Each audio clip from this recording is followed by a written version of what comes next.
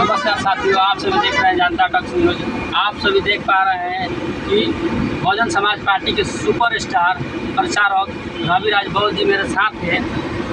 इनसे हम बात करेंगे कि आखिर क्या कमी रही बहुजन समाज पार्टी की कि इस स्थिति में वो चली गई है। सबसे पहले तो सर स्वागत है। बहुत धन्यवाद, आपका भी बहुत बहुत स्वागत है और सभी दर्शकों को नमस्कार। जय भीम। सर, आप बहुजन समाज के लिए गाते तो बहुत मधुर हैं और साथ साथ बहुजन समाज में जन्मे जो भी संत गुरु महापुरुष है उनका खास करके ध्यान रखते हैं। इसका वजह क्या है? वजह है कि आज हम लोग अगर बोलने लायक हैं, इस समाज में हमको ज़िंदगी मिली है अगर अच्छी, तो उसके जितने भी श्रेय दिया जाए वो हमारे सभी महापुरुषों को जाता है। तो उनकी विचारधारा को हम लोग कैसे छोड़ सकते हैं, यही कारण है। क्योंकि अगर किसी की वजह से अगर हमारा कोई अपनी निजी ज़िंदगी में हमारा कोई मित्र अगर हमारी मदद करता है तो हम उसे गुणगान गाते हैं ज़िंदगी भर कि हमको मदद किया था हमारा फलाना दोस्त। और उन महापुरुषों का तो इतना कर्जा है कि ज़िंदगी ही होती है। माँ बाप को सिर्फ जन्म देते हैं, लेकिन ये जो ज़िंदगी होती है, जो लाइफ जिसको बोलते हैं, सुख सुविधाएँ ये हमारे महापुरुषों की देन है। इसलिए उनके विचारों को बीच संगत के माध्यम से विचार करते हैं। सर, आप बहुजन समाज पार्टी कब ज्वाइन किए या कब स्टार्ट किए? मैं बहुजन समाज पार्टी ज्वाइन नहीं किए हैं। बहुजन समाज पार्टी में ही हमारा जन्म हुआ। बहुजन समाज पार्टी में ही हमारे बाप दादा थे, बहुजन समाज पार्टी के सपोर्टर थे, वोटर थे। और जब मेरा भी जन्म हुआ, जब मैंने संभाला तो बीएसपी को ही देखा कि हमारी पार्टी है। उसमें ज्वाइन की कोई बात नहीं है। सदस्यता मैंने ली है, जो पर्ची होती है वो सदस्यता मैंने ली है, लेकिन ये बाद में ली है। सर, जो 2024 लोकसभा चुनाव हो रहा है, आप बहुजन समाज पार्टी को किस स्थिति में देखते हैं? देखिए, ऐसा है कि वोट परसेंटेज तो हमारा घटा है। 22 से लेकर 24 तक लगातार हमारा ग्राफ बीएसपी का गिरा है, लेकिन सिर्फ वोट परसेंटेज गिरा है। मोमेंट हमारा अभी भी वहीं पे है, बल्कि उससे भी और तेज़ है। उसका उदाहरण तो एक ये भी है कि हमारा मूवमेंट जो है बहुजन समाज पार्टी जो लेकर के महापुरुषों का मूवमेंट चल रही है, जो मानवर कांसीराम साहब ने बहन जी को बताया, जो गुरु ज्ञान दिया, भले ही हम नीचे गए हैं, हमारा वोट परसेंट नीचे गया है, लेकिन जो हमारा मूवमेंट मजबूत है उसका उदाहरण ये है अभी वर्तमान में कि आज जितने भी सांसद चुन के गए हैं, सपा के हो चाहे भाजपा के हो चाहे कांग्रेस के हों, आज वो जय भी बोलने को मजबूर है, बाबा साहब का फोटो दिखाने को मजबूर है। ये बीएसपी की ही देन है और किसी की देन नहीं है। तो वोट परसेंटेज भले गिरा है, लेकिन अभी भी हमारे जो लोग हैं वो अन्य लालच में आकर के या फिर भाजपा को हराने के लिए, सबसे बड़ा तो हमारे समाज के लोगों का लालच ये था कि भाजपा को मीडिया के द्वारा दिखाया गया कि गठबंधन हरा रहा है, इसलिए हमारे लोग बोले ना कि इस बार बीएसपी को न दे करके भाजपा को हराने के लिए हम लोग एक बार गठबंधन को साथ देते हैं। इसलिए लोगों ने बीएसपी को छोड़ के गठबंधन को साथ दिया, लेकिन सिर्फ 2024 के लिए। ऐसा नहीं है कि बीएसपी को लोग छोड़ चुके हैं या फिर पसंद नहीं करते हैं। तो वोट परसेंटेज बढ़ा है, हमारा सामाजिक मूवमेंट अभी आगे चल रहा है। सर, आपने कहा कि मीडिया के लोग ध्यान हाँ, उस तरफ कर दिया, देखिए ये गठबंधन की तरफ कर दिया, तो क्या बहुजन समाज पार्टी आने वाले दिनों में मीडिया पे काम करेगी? अब इसके बारे में तो मैं बता नहीं सकता। 2022 के विधानसभा चुनाव में सतीश चंद्र मिश्रा जी ने जितनी बहुजन मीडिया है जो बीएसपी को सपोर्ट करती है, बीएसपी को कवर करती हैं, या फिर अन्य सामाजिक मूवमेंट डॉक्टर अम्बेडकर की विचारधारा वाले जो प्रोग्राम होते हैं उनको कवर करती हैं, उन सभी मीडिया वालों को बुलाया था, लेकिन कुछ खास हुआ नहीं। लेकिन आगे देखते हैं क्या रणनीति होती है। अगर हमारी बात वहाँ तक पहुँचेगी तो हम लोग तो पूरा प्रयास करते हैं कि हमारे बहुजन मीडिया को लोग सपोर्ट करेंगे। लेकिन मुझे ये खबर मिली है बहुत पहले से, कई साल पहले से, कि बहन जी बहुजन मीडिया को देखती है, लेकिन उसको मजबूत करने के लिए भी कुछ काम करना चाहिए। इसलिए मेरा तो सर, आप ये बताइए कि आप बहुजन मीडिया को देखते हैं? हाँ, वो इसलिए देखते हैं क्योंकि उनको पता है ये लोग सच दिखाते हैं। सर, आप ये कहते हैं कि उनको देखते हैं तो बहुजन मीडिया को वहाँ की बाइट क्यों नहीं करती? अब इसके बारे में तो मैं नहीं बता सकता, क्योंकि वहाँ तक मैंने विचार नहीं किया और आगे प्रयास करूँगा ये जानने का क्या बात है। क्योंकि अभी हम लोग भी बहुत छोटे कार्यकर्ता हैं बीएसपी के, अभी बहुत बड़े बड़े नेता पड़े हैं। तो सारे लोगों से बातचीत होती रहती है, लेकिन इस मुद्दे को मैंने कभी उठाया नहीं। लेकिन अब आपने कहा है तो मैं जरूर बात करूँगा। जो भी बीएसपी के बड़े नेता हैं, प्रदेश अध्यक्ष हो गए, बड़े बड़े कोऑर्डिनेटर हो गए, चाहे बिहार के, चाहे गुजरात के, चाहे यूपी के, 3-4 राज्यों के कोऑर्डिनेटर से बात होती है, तो सारे लोगों से इस मुद्दे पर बात करूँगी। ऐसा क्यों? अच्छा सर, आप ये बताइए रविराज जी, आप इस चीज़ को कैसे देखते हैं? जो लोग संविधान के नाम पे लोकसभा में अच्छे पूर्ण बहुमत पर तो नहीं आए, लेकिन अच्छे सीट हासिल किए, सामाजिक न्याय के नाम से जाने जाते हैं, उन लोगों के राज्य में, खास करके तमिलनाडु की हम बात करें तो उस राज्य में बसपा के प्रदेश अध्यक्ष की हत्या हुई, कैसे देखते? देखिए, ऐसा है कि मैं क्या कहूँ अपने समाज के लोगों को कि चाहे वो पेंशन का लालच हो, चाहे भारतीय संविधान को बचाने का लालच हो, जिस भी लालच में उन्होंने, या फिर भाजपा को हराने का लालच हो, बेरोजगारी से तंग आकर के, महंगाई से तंग आकर के, जो लोगों ने इंडिया गठबंधन को दिया है वोट, जो लोग बाबा साहब की तस्वीर दिखा करके या संविधान बचाने के नाम पर वोट मांग रहे थे, वही लोग जीतने के बाद जा करके और शंकर भगवान की फोटो दिखा रहे हैं, दुर्गा माँ की फोटो दिखा रहे हैं, धर्म की बात कर रहे हैं। वहाँ पे कोई संविधान की फोटो नहीं दिखा रहा है, न संविधान की बात कर रहा है। अभी भी बहुजन समाज के लोगों को ये बात समझ जानी चाहिए कि ये लोग हाथी के दांत दिखाने की और खाने की और वाली स्थिति है। अभी भी वापस कर लेना चाहिए बीएसपी की तरफ, क्योंकि बीएसपी का हर एक काम बहुजन मूवमेंट पे हुआ है।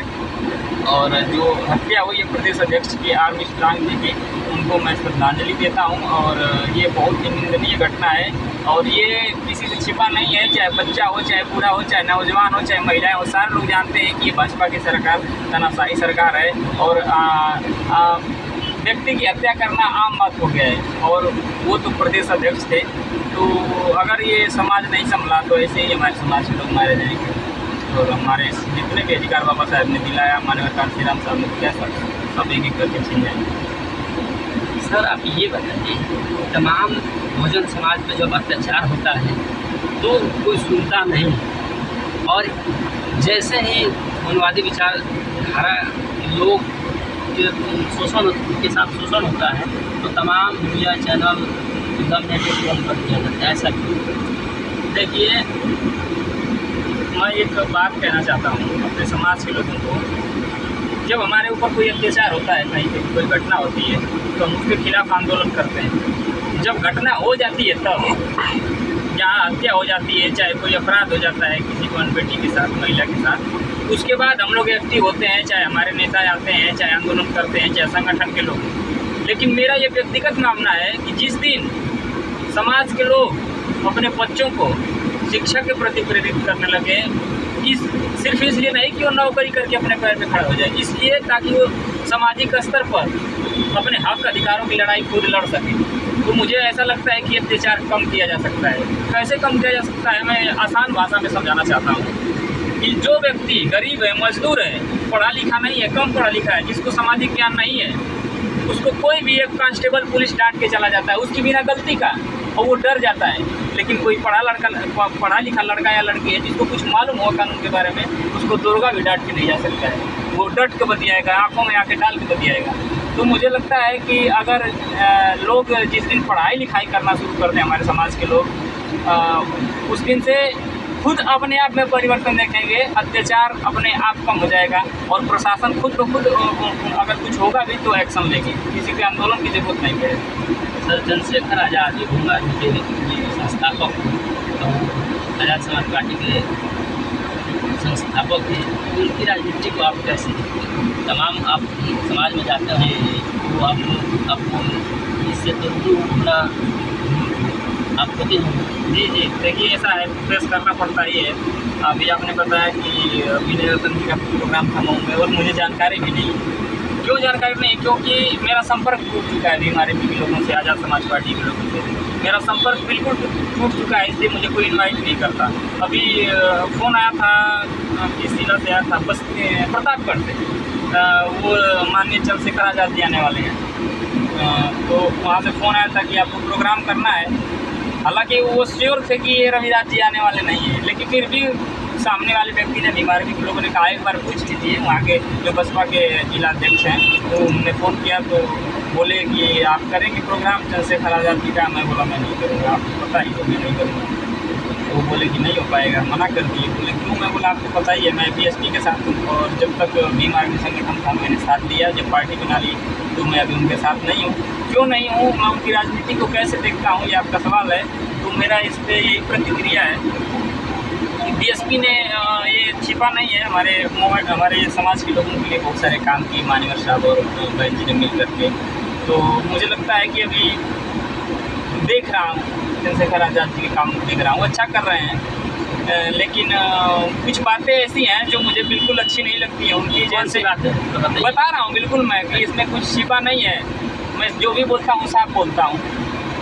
पहली बात तो मुझे उनकी ये पसंद नहीं है जो युवाओं को भड़काते हैं आंदोलन के लिए, ये मुझे बिल्कुल पसंद नहीं है। मेरा व्यक्तिगत मामला है। क्यों? क्योंकि न बाबा साहब ने ये काम किया, न मानव कांसीराम साहब ने किया। और दूसरी चीज़ कि एक जब मुलायम सिंह यादव से गठबंधन हुआ था कांसीराम साहब का, तो उस समय दोनों लोगों ने गठबंधन करके भाजपा को हरा दिया था, अटल बिहारी वाजपेयी जी। क्योंकि अटल बिहारी वाजपेयी जी के पास 123 सीट आई थी और बीएसपी के पास 67 सीट आई थी और उनके पास मुलायम सिंह यादव के पास 111 सीट आई थी। तो ये दोनों लोग मिल करके सरकार बनाए। जब ये नारा नहीं दिया गया था हवा में उड़ के जय श्री राम मिले मुलायम कांसीराम, तो ये 2 जून की बात है, ये 2 जून 1995 की। इसके बाद ये अटल बिहारी वाजपेयी जी मान्यवर साहब से मिले, बहन जी से मिले और उन्होंने प्रस्ताव रखा था मान्यवर साहब के पास, मान्यवर कांसीराम साहब के पास कि आप सपा से गठबंधन तोड़ के और हमसे गठबंधन कर लीजिए, हमको समर्थन दे दीजिए और जो आप कहेंगे मैं वो करने के लिए तैयार हूँ। आपको या फिर बहन जी को मैं राज्यपाल बना दूँगा। लेकिन मान्यवर साहब बोले कि भले ही मैं 67 हूँ, मेरे 67 विधायक हैं, लेकिन मैं आपको समर्थन नहीं दे सकता। अगर आप मुझे समर्थन देंगे तो मैं समर्थन आपका लेने के लिए तैयार हूँ। मुख्यमंत्री मेरा, मुझे राज्यपाल नहीं चाहिए, मुझे मुख्यमंत्री चाहिए, मुझे हुक्मरान बनाना है। तो अटल बिहारी वाजपेयी के पास कोई ऑप्शन नहीं। अगर वो नहीं समर्थन देते तो मुलायम सिंह यादव मुख्यमंत्री बनते, बसपा से गठबंधन करके 6-6 महीने के लिए, चाहे जो भी हो। लेकिन उन्होंने समर्थन दिया और पहली बार राजनीतिक इतिहास में बहुजनों के आगे 123 वाला झुका था 67 के आगे, और बहन जी मुख्यमंत्री बनी और जिसका परिणाम कुछ भयानक भी हुआ था, जिसको गेस्ट हाउस कांड के नाम से जानते हैं। मैं चर्चा नहीं करना चाहता, बस मैं आप यही बताना चाहता हूँ कि 67 वाले ने 123 वाले को झुकाया, इसको बोलते हैं स्वाभिमान। और मानव कांसीराम साहब स्वाभिमानी और चंद्रशेखर आज़ाद जी 1 सीट के लिए हुए थे, जो हम लोग को बहुत बुरा लगा। जब टाइम्स ऑफ इंडिया में उनका फ्रंट पेज में जब छपा था तो बड़ा खुशी हुआ, गौरव हुआ कि कोई समाज का लड़का times of India front page गया है। लेकिन उसके जब कुछ ही दिन बाद जब रो दिए तो बड़ा दुख भी हुआ कि उन्होंने ना कटवा। इसलिए मैं अभी उनकी राजनीति को अभी भी बहुत नहीं समझता। मुझे बीएसपी है उसके साथ होता है, आगे भी बीएसपी के साथ लगे रहेंगे, क्योंकि बीएसपी ने जो कर दिया समाज के लिए उसको छुपा नहीं है। आज भले ही युवा हमारे समाज के लोग किसी भी राज्य में जा करके थाने पे आंदोलन करते हैं, हक अधिकार के लिए लड़ते हैं, कहीं अत्याचार होता है तो ठीक है, लेकिन ये 2024 है, 2022 है, 23 है, इस समय आंदोलन किए हैं। लेकिन बीएसपी की एक सरकार थी कि जब आंदोलन करने की ज़रूरत ही नहीं थी। ये मैं अपनी आंखों का हाल देखा बता रहा हूँ। एक समय था, मेरी उम्र 30 साल हो गई, मैं अपने आंखों का हाल देखा बता रहा हूँ कि एक घर में पुलिस आती थी तो 4 घर के दरवाजे बंद हो जाते थे, हम लोग छिप जाते थे, हम लोग को हमारे गार्जियन छिपा देते थे। लेकिन बीएसपी की सरकार में दरोगा घर पे आकर रिपोर्ट लिखा है, अपनी आंखों से देखा, थाने पे जाने के भाजपा के अनेकों आपने गाना गाया है, खास करके कपिल जी पर गीत गाया था जन्म दिवस। हाँ, उस गीत को इतना लोगों ने प्यार दिया है, उस गीत को पूरा करके ये महिलाओं का बड़ा फेवरेट था।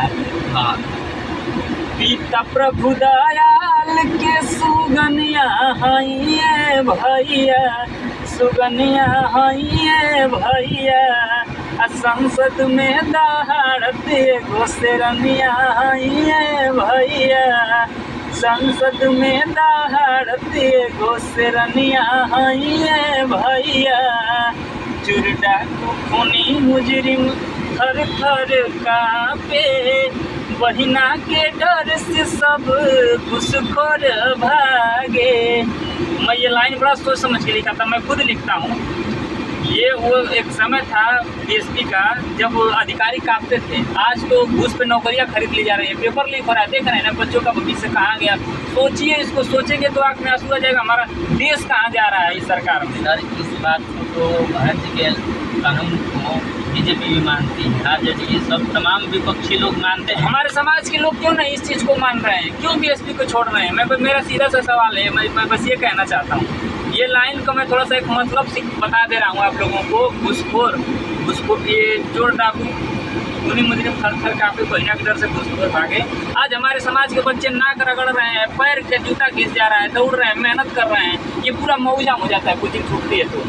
आए हमारा बच्चा दिन रात मेहनत करता है, खून पसीना बहाता है, उसका बाप किसानी करता है, मजदूरी करता है, उसको पढ़ाता लिखाता है, लड़का टॉप भी करता है, और सवर्ण के बच्चे पैसा दे करके ऊपर से हमारी सीट खरीद लेते हैं। क्यों हो रहा है? इसीलिए कांसीराम साहब कहते थे अपनी सरकार बनाओ, लेकिन हम लोग मूर्ख हैं कि हम लोग सरकार नहीं बना पा रहे हैं। कोई कहीं बाबा साहेब का आंदोलन लेके चल रहा है, कोई कहीं संगठन बना लेके चल रहा है, कोई कहीं लेके चल रहा है। मैं तो इन लोगों का भी वाट लगाता हूँ, संगठन वालों का भी, जो कहेंगे कि संगठित रहो समाज को। आए अपने खुद संगठित नहीं है। कोई 10,000 का भीड़ लेके, कोई 5,000 का भीड़ लेके, कोई 4,000 का भीड़ लेके, सारे लोग इधर उधर देख रहे हैं। कितनी बार प्रेस वालों को खुल करके बोले हैं कि बहन जी से आप चाहो तो मिलवा सकते हो, हम मिलने के लिए तैयार हो। देखिए, मैं आपको बता दे रहा हूँ, उस मुद्दे को मैं बता दे रहा हूँ। ये सिर्फ कहने की बातें हैं चंद्रशेखर आजाद रावण जी की, ये सिर्फ कहने की बातें हैं। मैं आज भी मैं तो कहती है, बहन जी भी तो कहती है कि बीजेपी के एजेंट हो। अब उस बात में कितनी सच्चाई है ये तो मुझे नहीं पता। पहले ही तो गेट से बाहर कर देती है। नहीं, वो उस बात को भी मैं बता रहा हूँ और इस बात को भी अलग, दोनों समझिएगा। बहन जी जो कहती है कि बीजेपी के एजेंट हैं, उसमें क्या सच्चाई है वो मुझे नहीं पता। वो किस एंगल से मापती हैं, उनका मापदंड क्या है, किस आधार पर कहते हैं, उनके पास क्या सबूत है, क्या प्रूफ है, वो जानती हैं। लेकिन मैं जो प्रूफ मांगता हूँ भीम आर्मी के लोगों से, आज तक कोई भी एक भी भीम आर्मी का नेता मुझे प्रूफ नहीं दे पाया। मैं आज भी अपनी बात कह रहा हूँ। मैं यहाँ तक बोल दिया था, जिस दिन मुझे प्रूफ मिल जाएगा मैं बीएसपी छोड़ के भीम आर्मी ज्वाइन कर लूँगा। आज भी मैं बोल रहा हूँ, जो लोग भीम आर्मी की देख रहे होंगे, मुझे सबूत लाइए, मैं तुरंत बीएसपी छोड़ दूँगा, भीम आर्मी होगा। मेरा सबूत क्या है सुनिए, मेरा सबूत मैं मांग क्या है भीम आर्मी आजाद समाज पार्टी के लोगों से। जो उन्होंने लेटर लिखा था बहन जी से मिलने का, उस लेटर का फोटो कापी या फोटो भी दिखा दीजिए, कोई भी कापी। दूसरी चीज़, आप बहन जी के बंगले तक गए हो, आपको गेट से भागा गया हो, उसकी वीडियो या फोटो उनको दिखा दीजिए। तीसरी चीज़, दो चीज़ पहले आप हमको ये सबूत दिखाइए, इसके बाद हम भीम आर्मी ज्वाइन करने की तैयार हैं, बीएसपी को छोड़ देंगे। लेकिन कोई प्रूफ है नहीं है, आप खाली हवाबाजी करते हैं कि हम बहनी से मिलने का प्रयास किए। आप प्रयास नहीं किए हैं, मैं बता रहा हूँ कैसे नहीं किए हैं। आप अखिलेश जी से मिले, उसका फोटो वायरल हुआ। आप ओम प्रकाश राजभर से मिले, उसका फोटो वीडियो वायरल हुआ। आप ओवैसी से मिले, उसका भी फोटो वीडियो वायरल हुआ। आप केसीआर से मिले, उसका भी वायरल हुआ। पप्पू यादव से मिले, वो भी हुआ। आप सबसे मिल रहे हैं तो वायरल हो रहा है। अब बहन जी से मिलने का प्रयास किया, आप क्यों नहीं एक भी फोटो या वीडियो कुछ भी आप डालें, समाज के लोगों को दिखाएं। समाज को देखना चाहिए ना कि भाई हाँ ये गया था, भगा दिया गया, नहीं मिलने दिया गया, गेट नहीं खोला गया। आप कम से कम उतना तो करिए, तब तो हम लोग मैं विश्वास करूँगा। तो आने से मैं थोड़े मान लूँगा कि मैं गया था। मैं ही आपको झूठे कहूँ, मुझे चंद्रशेखर रावण भगा दिए, आप मानेंगे? कहेंगे ना कि कैसे भगा दिए, क्या सबूत है? आप देख रहे थे जनता टक्स न्यूज, मेरे साथ रविराज जी थे, जो भोजन की समाज पार्टी के स्टार प्रचारक हैं और अपनी बातों को बहुत ही बाकी अंदाज में रखते हैं। मिलते हैं अगले वीडियो में।